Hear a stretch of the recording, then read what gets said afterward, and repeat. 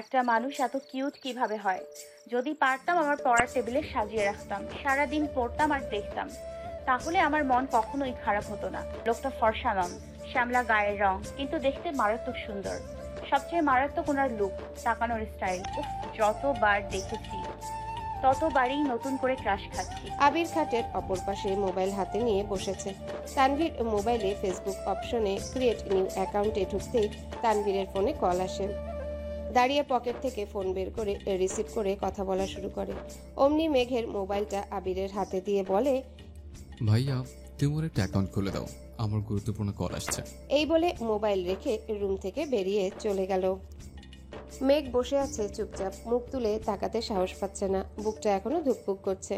আবির মেঘের মোবাইলে নিজের মতো করে ফেসবুক অ্যাকাউন্ট খুলছে। জন্ম তারিখ, সাল, নাম কিছু জিজ্ঞাসা করার প্রয়োজন মনে করছে না সে। সব কাজ শেষে ফোনটা এগিয়ে দিল মেঘের দিকে। তখনই রুমে ঢুকলো তানভীর। সহসা বলে উঠল, শেষ? এই বলে ফোনটা নিজের হাতে নিল। ফেসবুকে ঢুকে তানভীরের আইডিটা খুঁজে রিকোয়েস্ট পাঠালো।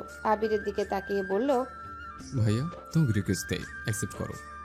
আবির গম্ভীর কণ্ঠে বলল, আমায় রিকোয়েস্ট দিতে হবে না। তানভীর তার কথায় পাত্তা না দিয়ে কয়েক সেকেন্ড পর বলল, ভাইয়া, তুমি রিকোয়েস্ট পাঠিয়েছি, অ্যাকসেপ্ট করে নিও, নাহলে আমার ছোট্ট বোনটা কষ্ট পাবে। আবির তীক্ষ্ণ দৃষ্টিতে তাকিয়ে আছে তানভীরের দিকে। মেঘ মনে মনে খুশি হলো ভাইয়ের কথায়। মেঘের তো কখনোই সাহসী হতো না আবিরকে রিকোয়েস্ট দেওয়ার বা একসেপ্ট করার কথা বলার। তানভীর সেদিকে গুরুত্ব না দিয়ে মেঘের হাতে ফোন দিয়ে বলল, তুই এখন যা, আমি আর ভাই অ্যাকসেপ্ট করে নেব। তুই কি করিস না করিস সব নজরে রাখবো কিন্তু। মেঘ কোনো কথা না বলে মাথা নিচু করে রুমে চলে আসলো মোবাইল নিয়ে। মেঘ রুমে এসে বিছানায় শুয়ে ফেসবুকে ঢুকতেই নজরে পড়ল সাজ্জাদুল খান আবির, একসেপ্ট ইওর ফ্রেন্ড রিকোয়েস্ট। মেঘ শোয়া থেকে উঠে বসে মেঘের খুশি দেখে কে ফ্রেন্ড লিস্টে একমাত্র ফ্রেন্ড, সেটাই আবির। তার একটা স্ক্রিনশট রেখে দিল মেঘ। তার 5 মিনিট পর একসেপ্ট করলো তানভীর। আবির এবার আইডিতে ঢুকলো মেঘ। প্রোফাইল পিকটা নতুন কেনা বাইকে বসার। একদম ওয়াও। কভার ফটো সবুজ ঘাসের মাঝে বাইকটা রাখা, তার সামনে বাইকে হেলান দিয়ে বসা আবিরের ছবিটা। ও মাই গড, ওয়াও। সবগুলো ছবি দেখে দেখে ডাউনলোড করছে মেঘ। যত দেখছে ততই পাগল হয়ে যাচ্ছে মেয়েটা। মনে হয় পাবনা যেতে বেশি দিন লাগবে না। তারপর মোবাইল রেখে ঘুমানোর চেষ্টা করলো। চোখ বন্ধ করতেই চোখের সামনে ভেসে আসছে একটার পর একটা স্টাইলিশ ছবি। কখন যেন ঘুমিয়ে পড়েছে মেয়েটা। আজ শনিবার, আবিরের অফিসে যাওয়ার দিন। সকাল সকাল উঠে শাওয়ার নিয়ে ফিটফাট হয়ে রেডি হয়ে পড়েছে আবির। 7:30 বাজে মাত্র। নিজের রুম থেকে বের হয়ে করিডোর দিয়ে হাঁটছে, হঠাৎ মেঘের দরজার সামনে এসে দাঁড়িয়ে দরজায় ডাক দেয়। দুবার ডাকতেই ঘুমন্ত মেঘ ঘুমে টলতে টলতে দরজা খুলে সামনে দাঁড়িয়ে আছে আবির। নিজের চোখে যেন বিশ্বাসই করতে পারছে না। প্রথমে ভেবেছে এটা স্বপ্ন, তারপর এদিক সেদিক তাকিয়ে বুঝলো এটা বাস্তব। আচমকা এইভাবে আবিরকে দাঁড়ানো দেখে ভ্যাবাচাকা খেলো মেয়েটা। মেঘের চেহারায় নিদ্রিত ভাবটা লেপ্টে আছে এখনো। আবির পূর্ণ দৃষ্টিতে পরখ করলো অষ্টাদশী রাঙা মুখ বিবর, তারপর চোখ সরিয়ে নিয়ে বলল, পুনরায় দ্রুত গতিতে হাঁটা দিল। আবিরের অযাচিত উপস্থিতি নাড়িয়ে দিয়েছে মেঘের মস্তিষ্ক। হঠাৎ মনে পড়ে গেল 5 মিনিটে নিচে যেতে হবে। তৎক্ষণাৎ ছুটল ওয়াশরুমে। 5 মিনিটের মধ্যে নিচে উপস্থিত হলো মেঘ। এই সময় মেঘকে খাবার টেবিলে দেখে অবাক হলো সকলে। 2 বছর যাবৎ মেয়েটা সকালে সবার সাথে খায় না। প্রাইভেট থাকলে আগে খায়, না হয় সবাই অফিস বা স্কুলে চলে গেলে তারপর খেয়ে কলেজে যায়। হালিমা খান ছুটে আসলেন মেয়ের দিকে। আয় আয় বস মা, কি খাবি বল। টেবিলের কাছে আসতেই দেখলো একটা চেয়ারই ফাঁকা আছে, সেটা আবার আবিরের বিপরীতে। কিন্তু এখানে বসার বিন্দু পরিমাণ ইচ্ছে নেই তার, কারণ আবিরের আশেপাশে থাকলে মেঘ কেমন একটা ঘুরে থাকে। মন মস্তিষ্ক সব যেন আবিরের নিয়ন্ত্রণে থাকে, কিন্তু কিছু করার নেই। বাধ্য হয়ে বসতে হলো এই চেয়ারে। আবির মাথা নিচু করে মনোযোগ দিয়ে খাচ্ছে। মেঘ তখন ঘুমে টলতে টলতে আবিরকে দেখছিল রাজপুত্রের মতো, কিন্তু এখন আর তাকাতে সে পারছে না। শীর্ণ বক্ষ ধরফর করছে মেঘের। মনে মনে খুব করে চাচ্ছে একটু তাকে আবিরকে দেখতে, কিন্তু মনে হচ্ছে কিছু একটা মাথায় চেপে বসে আছে, মুখটাই তুলতে পারছে না। আলী আহমদ খান হঠাৎ বলে উঠলেন, মেঘমা, আজ থেকে তোমার নতুন টিউটর আসবে। সারাদিন তো তুমি বাইরে থাকবে, তাই তাকে সন্ধ্যার পর আসতে বলছি। মেঘ চুপচাপ খাবার খাওয়ার চেষ্টা করছে। বুকের ভেতর যে ঝড় তুফান চলছে তা যেন কেউ বুঝতে না পারে। আবির সবার আগে খাবার শেষ করে বাসা থেকে বের হয়ে গেল। আবিরের পেছনে পেছনে আলী আহমদ খান, মোজাম্মেল খান ও ইকবাল খানও চলে গেলেন। ইকবাল খান আগেই অফিসে জানিয়ে দিয়েছে অফিস যেন সাজিয়ে গুছিয়ে রাখে। আবির অফিসের সামনে এসে বাইক পার্ক করে অফিসে ঢুকতে গেলে সিকিউরিটি গার্ড বলে উঠলেন, স্যার, আপনার একটু বসতে হবে। বড় স্যাররা না আসলে আপনি ভেতরে যেতে পারবেন না। আবিরের পায়ের রক্ত মাথায় উঠে যাচ্ছে। রাগে কটমট করতে করতে ওয়েটিং রুমে বসে আছে সে। 10 মিনিটের মধ্যে অফিসে ঢুকলেন 3 ভাই। আবির তখনও বসেই আছে। কিছুক্ষণ পর সিকিউরিটি গার্ড এসে ডাকলেন। স্যার, আপনাকে ভেতরে যেতে বলেছে। আবির নির্ভীক ভঙ্গিতে হেঁটে ভেতরে চলে গেল। অফিসের ভেতরে ফুল দিয়ে সাজানো ঢুকতেই সবাই হাততালি দিয়ে কংগ্রেচুলেশন জানাচ্ছে আবিরকে। দু একজন ছবি তোলায় ব্যস্ত। বাবা চাচা 3 জন আর আবির মিলে একটা কেকও কাটলো। 3 ভাইয়ের তো আজকে খুশির দিন। বংশের বড় ছেলে তাদের কোম্পানির হাল ধরতে যাচ্ছে। এর থেকে বড় পাওয়া আর কি আছে? তানভীরের মতো আবির যদি মুখের উপর বলে দিত আমি ব্যবসা সামলাবো না, তখন তো কিছুই করার ছিল না। আবির যেহেতু মেনে নিয়েছে, এতেই হবে। ঘণ্টাখানেক হলো আবির অফিসে এসেছে। এর মধ্যে চাচ্চু ইকবাল খান ভাতিজাকে সব কাজকর্ম বুঝিয়ে দিতে ব্যস্ত। অন্যদিকে আলী আহমদ খান এবং মোজাম্মেল খান আজ আড্ডায় মগ্ন। তাদের মাথা থেকে সব চাপ চলে গেছে। 2 ভাই মিলে চা খাচ্ছে, খুনসুটি করছে। এত বছরের ব্যবসায়িক জীবনের অবসানের সময় এসেছে এবার। সারাদিন আবিরের ব্যস্ততায় কাটে। প্রথম দিনের অফিস দায়িত্ব বুঝে নেওয়ার বিশাল চাপ। মাঝখানে একবার সময় করে বাবার চাচাদের সাথে তোলা একটা ছবি ফেসবুকে শেয়ারও করেছিল। 6টায় বাসায় ফিরেছে আবির। এসেই সোজা রুমে চলে গেছে। শাওয়ার নিয়ে রেস্ট নিচ্ছে, হয়তো ঘুমিয়ে পড়েছিল। দূর স্বপ্নই দেখলো কিনা আচমকা উঠে বসলো বিছানায়। আবিরের চোখে মুখে উদ্বেগ স্পষ্ট। তড়িঘড়ি করে রুম থেকে বের হয়ে নিচে আসলো। পরিস্থিতি স্বাভাবিক। মালিয়া খান এবং হালিমা খান কাজে ব্যস্ত। আদির আম্মু আদিকে নিয়ে পড়াতে বসেছেন। মিমো হয়তো পড়ছে নিজের রুমে। কয়েক মুহূর্ত সোফায় বসে আবার উঠে রান্নাঘরের দিকে গেল। হালিমা খানের দিকে তাকিয়ে ঠান্ডা কণ্ঠে জিজ্ঞাসা করলো, মেয়ে কোথায় মামুনি? মেঘের টিউটর এসেছে, পড়ার ঘরে পড়াচ্ছে। ও আচ্ছা, আমায় একটু কফি দিতে পারবে? একটু অপেক্ষা করো বাবা, এখনই দিচ্ছি। আবির ছোটবেলা থেকেই নিজের মা মালিহা খানকে আম্মু, তানভীরের আম্মুকে মামুনি আর আদির আম্মুকে কাকিয়া ডেকে অভ্যস্ত। এত বছরেও তার ডাকে পূর্বের ন্যায় মিষ্টতা মিশে আছে। সোফায় বসে কফি খাচ্ছে আর মোবাইল ঘাটাঘাটি করছে। 20 মিনিট পর পড়ার রুম থেকে বের হলো একটা ছেলে। বয়স হয়তো 22-23 হবে। 5 ফিট 7 থেকে 8 ইঞ্চি লম্বা হবে। চোখে চশমা। হালিমা খানকে বলল, আন্টি আজ আসি, কাল আবার আসবো। হালিমা খানও হাসি মুখে বললেন, আচ্ছা ঠিক আছে। এদিকে আবিরের কোমলতা পাল্টে গেল, চটে গেল ভীষণ।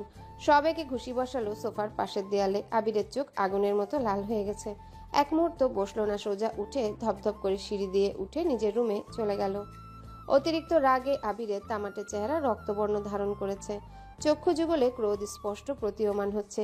5 থেকে 7 মিনিটের মধ্যে ভীষণ তাড়াহুড়োতে তৈরি হয়ে নিচে নেমে এসেছে আবির। মেঘ পড়ার রুম থেকে বই খাতা নিয়ে রুমের উদ্দেশ্যে রওনা দিল। হঠাৎ সিঁড়ির নিচে সাইড হয়ে দাঁড়িয়ে পড়ে সে। আবির হুলস্থুল বাঁধিয়ে নামছে। মেঘ এক দৃষ্টিতে তাকিয়ে আছে। মানসিক টানাপোড়ানে ভুগছে মেয়েটা। আবিরের সামনে বা আশেপাশে কোথাও দাঁড়াতে পারে না মেঘ। আবিরকে দেখলেই যেন খেই হারায় বারবার। হৃদয় কেঁপে ওঠে। অষ্টাদশীর কেমন অস্থির অস্থির লাগে। যেমন মারাত্মক চাহনি, তেমনি মারাত্মক চলাফেরা। মনে মনে এসব ভেবেই যেন ঘোরের রাজ্যে চলে যায় মেঘ। আবির পাশ দিয়ে যাওয়াতে আবিরের শরীরে ঝাঁঝালো গন্ধ, সাথে তীব্র স্প্রের গন্ধ মস্তিষ্ক পর্যন্ত চলে যায়। সহসা ঘোর কাটে মেঘের। সিঁড়িতে আবির নেই। কয়েক কদমে আবির পৌঁছে গেল মেন গেটের কাছে। হঠাৎ রান্নাঘর থেকে মালিয়া খান ডাকলেন, এই সময় কোথায় যাচ্ছিস বাবা? মেঘ পেছনে ফিরে তাকায় সেদিকে। আবির চৌকাঠের বাইরে পা রাখতে রাখতে ব্যস্ত আর ক্রোধিত কণ্ঠে উত্তর দিল, বাইরে একটু কাজ আছে, ফিরতে রাত হবে। এক মুহূর্ত দাঁড়ায়নি সে, ক্ষিপ্র বেগে হেঁটে চলে যায়। মেঘ ঠায় দাঁড়িয়ে আছে সিঁড়ির নিচে। কিছুই যেন ঢুকছে না ছোট্ট মস্তিষ্কে। কয়েক মুহূর্ত পরে মেঘও যথারীতি বই খাতা নিয়ে রুমে চলে যায়। আজ তার অনেক পড়া। আগামীকাল রবিবার, কোচিংয়ে পরীক্ষা, ক্লাস, নতুন টিউশন, সব মিলে পড়া শিখতেই ব্যস্ত হয়ে পড়ে। রাত 9টায় খেতে বসেছেন সবাই। খানবাড়ির খাবার টেবিলটা অনেকটাই লম্বা। টেবিলের এক পাশের প্রস্থ বরাবর বসেন আলী আহমদ খান, খানবাড়ির বড় কর্তা। ওনার বিপরীতে কোনো চেয়ার নেই, কারণ ওনার মুখোমুখি বসার যোগ্যতা এই বাড়ির কারোরই নেই। এক পাশে 4টা চেয়ার। ইকবাল খান, আদি, তানভীর আর আবির এক চেয়ার এক পাশে। আবির না থাকাকালীনও চেয়ার সরানো হয়নি। অন্য পাশে 3টা চেয়ার।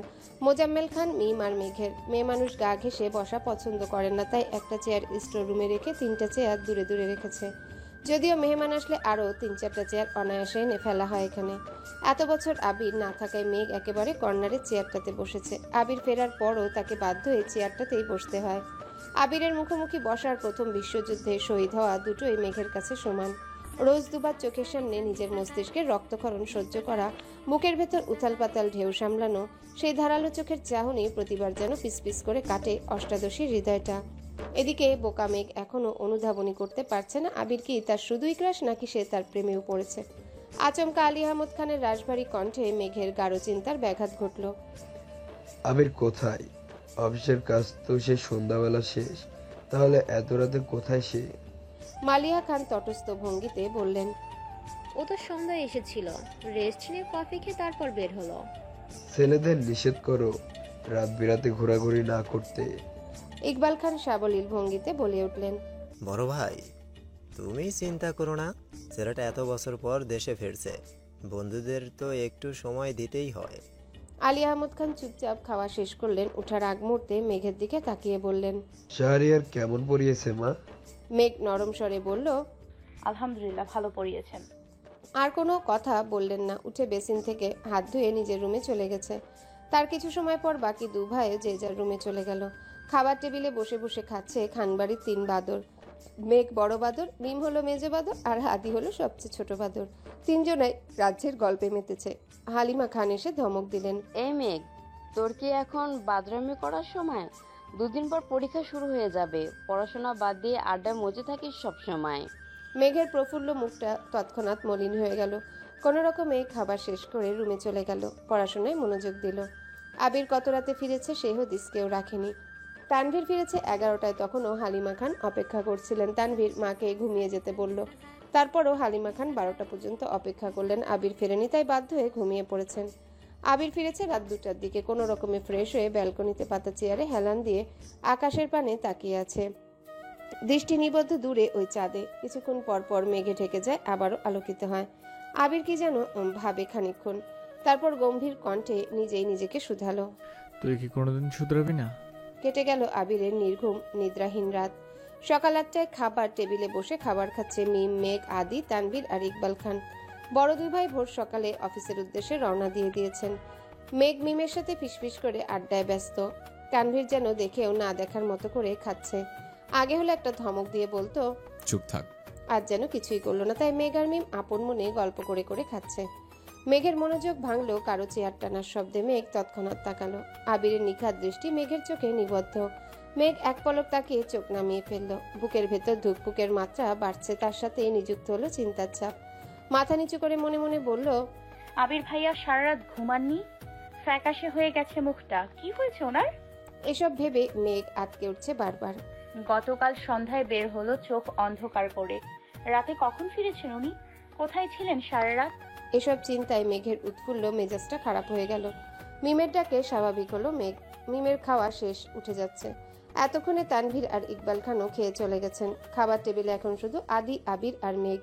মেঘ প্লেটের ভাতগুলো তাড়াতাড়ি শেষ করলো। যেই না উঠতে যাবে আবির, মেঘের প্লেটে আরো 2 চামচ ভাত দিল। মেঘ ছোট করে চিৎকার দিতে গিয়েও দিল না। চোখ পড়ল আবিরের দিকে। আবির তামাটে মুখটা দেখেই চোখ নামিয়ে নিল। আবির প্রখর তপ্ত স্বরে বলল, এগুলো শেষ করে তারপর উঠবি। মেঘ কিছু বলতে গিয়েও থেমে গেল। আবির আবারও বলে উঠল, তোর নামে সারাক্ষণ অভিযোগ শুনি, খাস না খাস না, এখন চুপচাপ খা। একটা কথা বলবি তো? 1 চামচ ভাত দেবো? মেঘ চিবুক গলায় ঠেকালো, অল্প অল্প করে ভাত খাচ্ছে। হঠাৎ আদি উৎফুল্ল মেজাজে বলল, মেঘাপু, আমার খাওয়া শেষ, তুমি লাস্ট। মেঘের মুখটা আরো ছোট হয়ে গেল। কিছুক্ষণ আগে 3 ভাই বোন মিলে চ্যালেঞ্জ নিয়েছিল যে আগে খেয়ে ফার্স্ট হবে তাকে একটা কিটক্যাট দেওয়া হবে। মেঘই ফার্স্ট হতো, কিন্তু আচমকা আবির বসাতে মেঘের মনোযোগ নষ্ট হয়ে যায়, খাওয়া বন্ধ হয়ে যায়। তাই মিম ফার্স্ট হয়ে গেছে। আদির আগে খাওয়া শেষ করলে তো অন্তত পক্ষে দ্বিতীয় থাকতো। আবিরের উপর কিছুটা ক্ষিপ্ত হলো মেঘ। সঙ্গে সঙ্গে মনোযোগে বিঘ্ন ঘটলো। মনে মনে বলল, আবির ভাইকে কি জিজ্ঞেস করবো কি হয়েছে? ততক্ষণ প্লেটের ভাত জোর করে খেয়ে শেষ করছে। মেঘের জিজ্ঞাসু নেত্রযুগল আবিরের মুখের পানে। মেঘের হাত পা কাঁপছে, গলা শুকিয়ে আসছে। কি জিজ্ঞাসা করতে চেয়েছিল সব এলোমেলো হয়ে গেছে। আবিরকে দেখলে প্রতিবার যেমন বুকের ভেতর কেউ ঢোল বাজিয়ে নৃত্য করে, আজও তার ব্যতিক্রম হলো না। মুখ দিয়ে টু শব্দটা বের করতে পারছে না। গলা শুকিয়ে কাঠ হয়ে গেছে। চোখ নামিয়ে গ্লাস টেনে ঢকঢক করে পুরো গ্লাসের পানিটা শেষ করলো। আবিরের এদিকে কোনো মনোযোগ নেই, সে তার খাওয়াতে মগ্ন। মেঘ বসে থাকতে পারছে না আবিরের সামনে, তাই কোনো রকমে কাপা কাপা পায়ে বেসিনে চলে গেল। আবির চোখ তুলে এক পলক দেখলো প্লেটটা। খাওয়া শেষ, তাই আর কথা বাড়ায়নি। হাত ধুয়ে কোনো রকমে রুমের উদ্দেশ্যে ছুটল মেঘ। সিঁড়িতে এমনভাবে ছুটেছে যেন থামলে পায়ের সিঁড়ে গড়িয়ে পড়বে নিচে। 9:30 থেকে 40 বাজে আবির বাসা থেকে বের হচ্ছে। আব্বু আর চাচ্চু সেই সকালে অফিসে চলে গেছেন, তাই আবির একটু পরে গেলেও সমস্যা নেই। আবিরের কিছুটা পিছনে মেঘও বের হলো। আজ রবিবার, কোচিং খোলা। মেন গেটের সামনে গিয়ে থমকে দাঁড়ালো মেঘ। আবির বাইক ঘুরাচ্ছে। মেঘ অপলক দৃষ্টিতে তাকিয়ে আছে সেদিকে। সেদিন প্রথম এখানেই দেখেছিল আবিরকে। সেই থেকে অষ্টাদশীর ছোট্ট পৃথিবীটা এলোমেলো হয়ে গেছে। ধ্যানে জ্ঞানে শুধুই আবির। অষ্টাদশীর খুব ইচ্ছে হচ্ছিল বাইকে করে কোচিংয়ে যেতে। আজ পর্যন্ত মেঘ বাইকে ওঠেনি। শুধু মেঘ কেন, মিম আদি কেউই ওঠেনি। মেঘের খুব ইচ্ছে করে খোলা আকাশের নিচে বাইকে ঘুরবে, প্রকৃতির সৌন্দর্য, বাতাস উপভোগ করবে। মনে মনে ভাবলো, হ্যালো বন্ধুরা, পরবর্তী পার্ট খুব তাড়াতাড়ি আসবে, তো সবাই অপেক্ষায় থাকো। আর চ্যানেলটি যারা এখনো সাবস্ক্রাইব করোনি তারা পরবর্তী পার্ট দেখার জন্য চ্যানেলটি সাবস্ক্রাইব করে রেখো। ধন্যবাদ সবাইকে, আমাদের সাথেই থেকো।